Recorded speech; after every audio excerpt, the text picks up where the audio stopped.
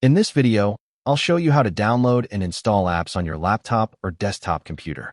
The process is simple and straightforward, so let's get started. Click on the Windows search bar and type Microsoft Store. Open the app from the search results.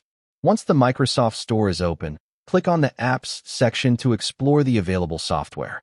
To install an app, simply use the search bar. For example, type Spotify and hit Enter.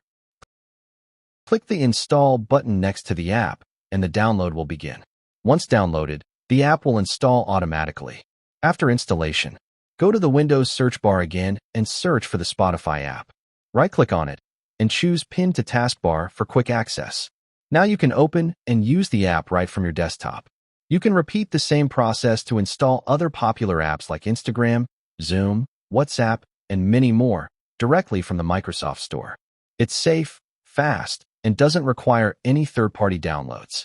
If you found this video useful, don't forget to like and subscribe to our channel for future updates. Thanks for watching.